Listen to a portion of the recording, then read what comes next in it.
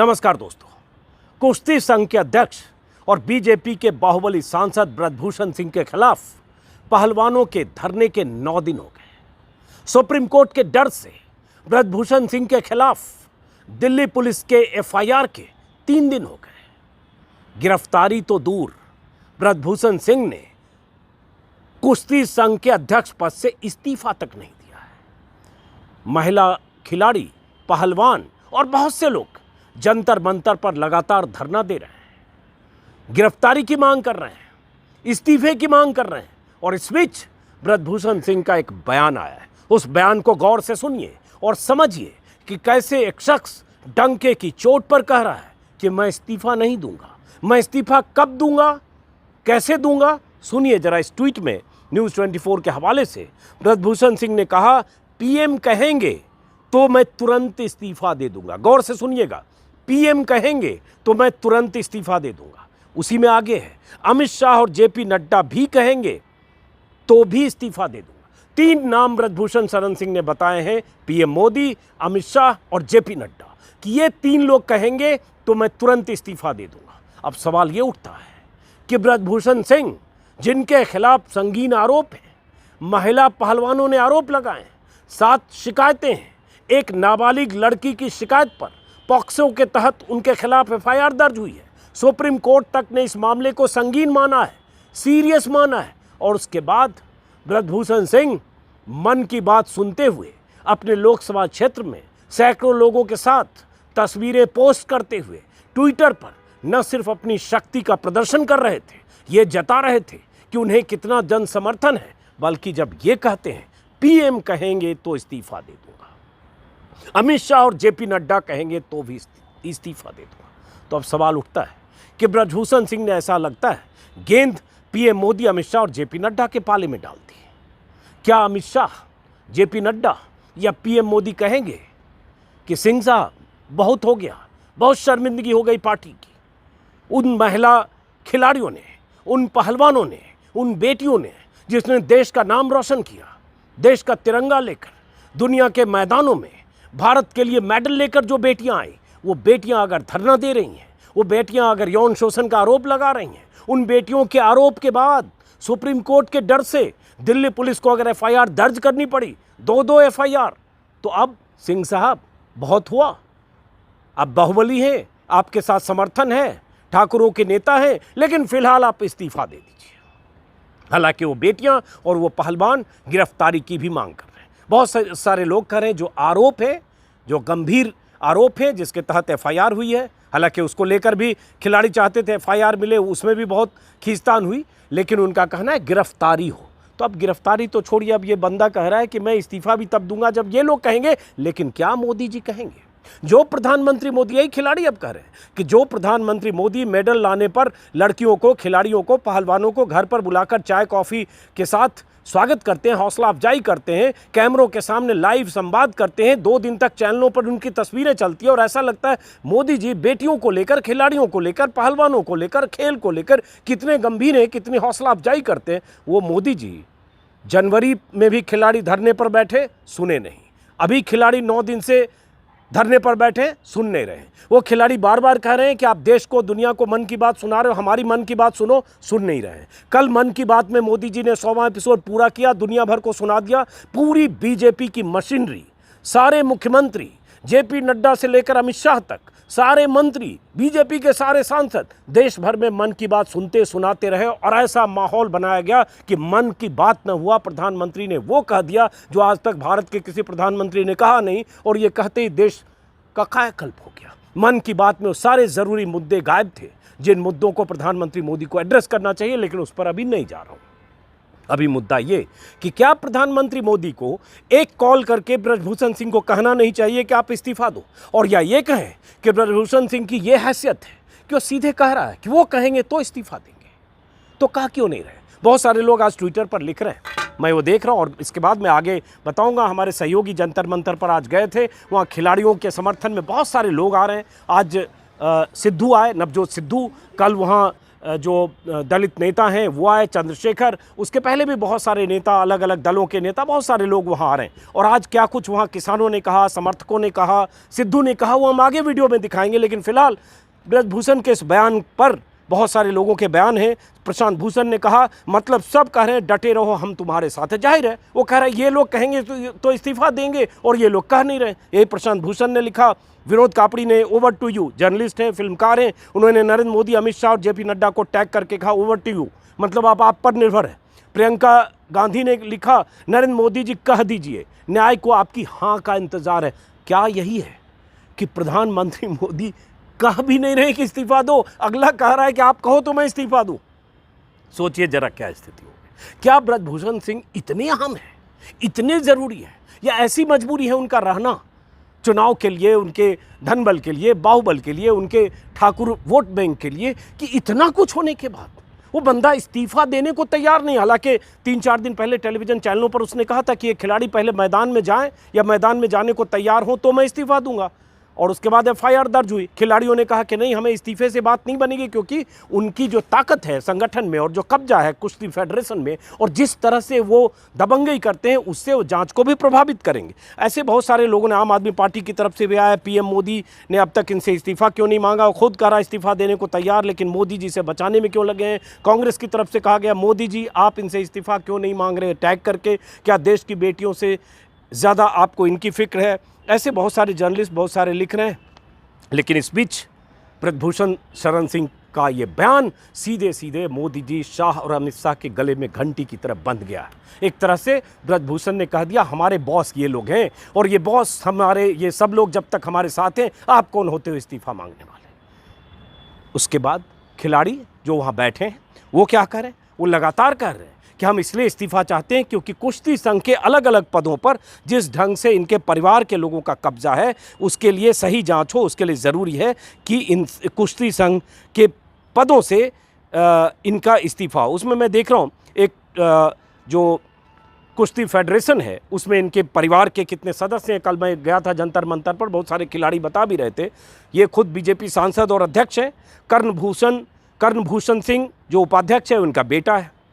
आदित्य प्रताप सिंह बेटे का साला है जो ज्वाइंट सेक्रेटरी है। बेटा उपाध्यक्ष, बाप अध्यक्ष, बेटे का साला संयुक्त सचिव। बिहार कुश्ती संघ का अध्यक्ष दामाद विशाल सिंह। भाजपा से विधायक बेटा प्रतीक भूषण सिंह।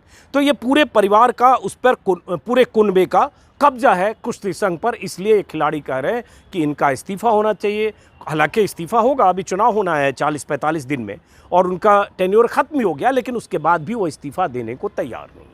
अपने पक्ष ब्रजभूषण सिंह तरह तरह से रख रहे हैं, बहुत तरह की बातें कर रहे हैं। जो पत्रकार उनसे मिल रहे हैं, इंटरव्यू कर रहे हैं, उसमें अपना पक्ष रखते हुए कह रहे हैं इन्होंने अब क्यों आरोप लगाया, पहले क्यों नहीं लगाया, इनके आरोप में तथ्य नहीं है, हरियाणा वर्सेस यूपी है, सब कुछ है।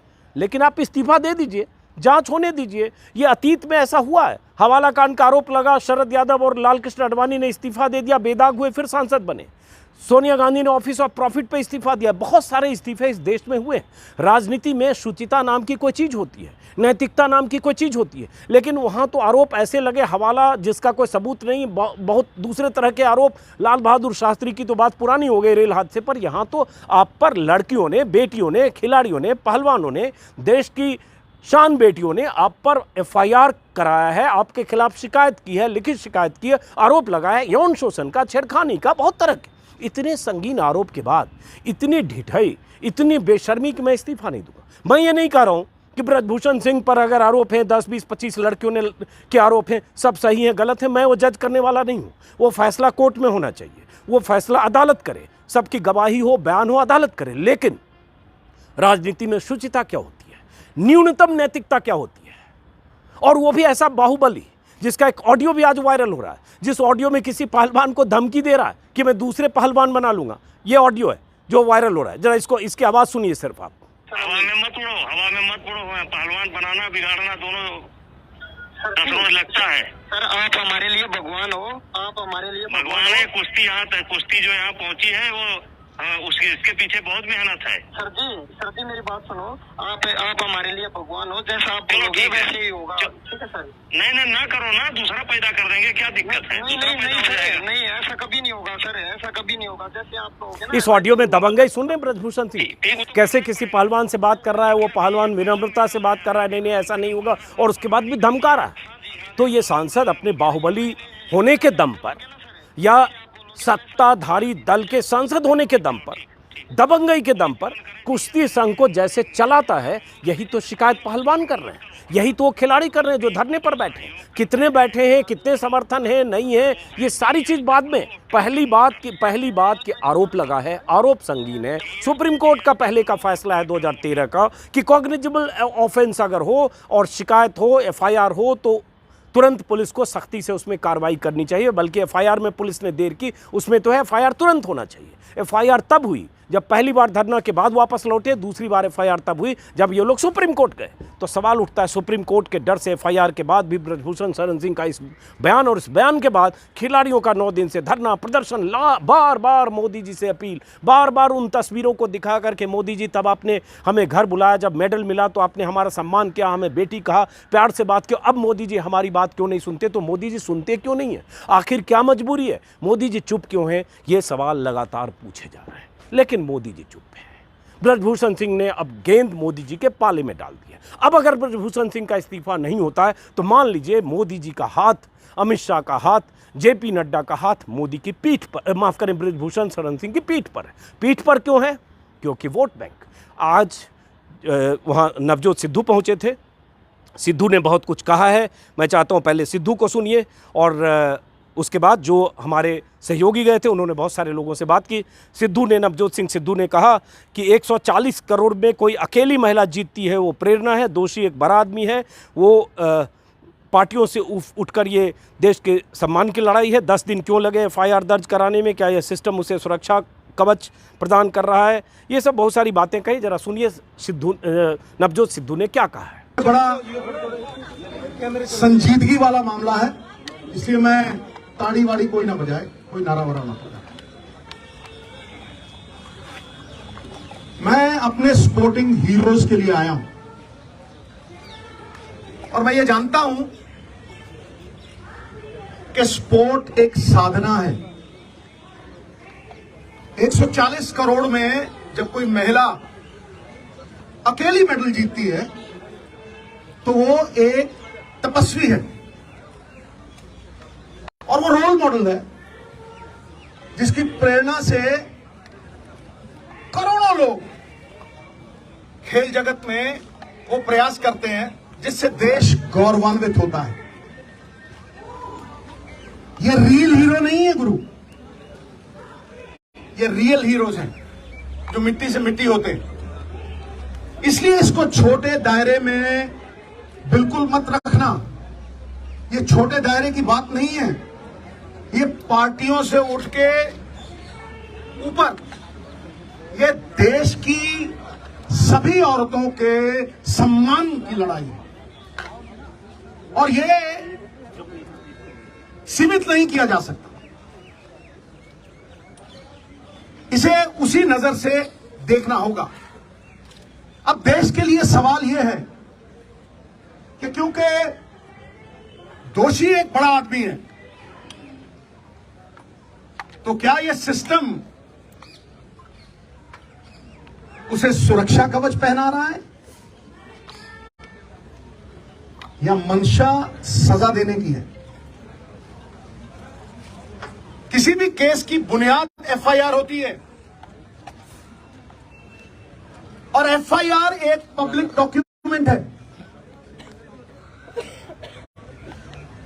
अभी तक वो डॉक्यूमेंट पब्लिक नहीं हुए। मेरा सवाल है, 10 दिन क्यों लगे एफआईआर दर्ज कराने में?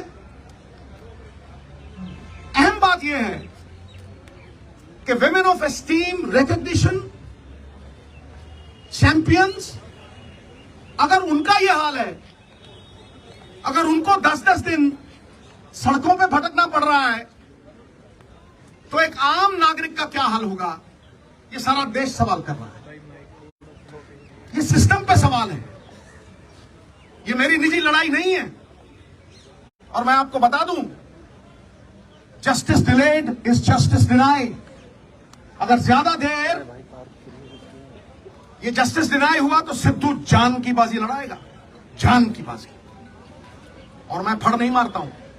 ऐसे जैसे सिद्धू गए, ऐसे बहुत सारे लोग लगातार वहां जा रहे हैं। अरविंद केजरीवाल भी गए थे परसों, और कल राकेश टिकैत और किसान यूनियन के संगठन भी पहुंच रहे हैं, और लगातार लोगों की भीड़ वहां डटी है। बारिश का मौसम है, आज भी दिन भर बारिश होती रही, कल देर शाम भी बूंदाबांदी हुई। उस बारिश में, मुश्किल में, जहां बिजली नहीं है, जहां पानी नहीं है, जहां कोई बुनियादी सुविधाएं नहीं, वहां सड़क के किनारे फुटपाथ पर वो खिलाड़ी, वो ओलंपियन बैठे हैं 9 दिन से लगातार, रात में मच्छरदानी लगाकर सोते हैं, इस उम्मीद में, इस इंतजार में कि सरकार कभी तो सुनेगी। लेकिन सरकार सुनने को तैयार नहीं। क्यों?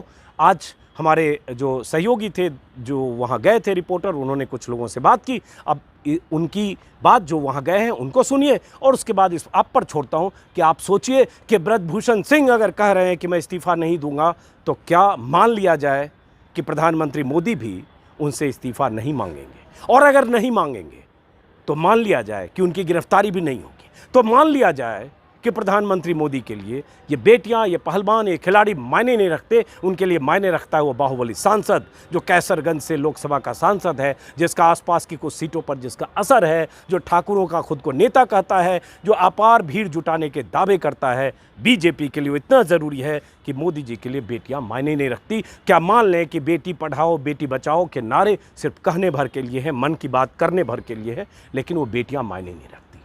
अगर रखती तो नैतिकता के आधार पर, शुचिता के आधार पर मोदी इस्तीफ़ा मांगते। ये इस्तीफ़ा और ये कुर्सी इतनी बड़ी चीज़ नहीं है जितनी बड़ी चीज़ उन बेटियों की मांग है, वो गुहार है। अब सुनिए लोगों ने क्या कहा, और अगर आपने मेरे YouTube चैनल को सब्सक्राइब नहीं किया तो सब्सक्राइब करें। मैं लगातार, जब तक इन पहलवानों का धरना चलेगा, उनका प्रदर्शन होगा, मैं वहाँ से जुड़ी खबरें दिखाता रहूँगा, क्योंकि उनकी आवाज़ भी सुनी जानी चाहिए।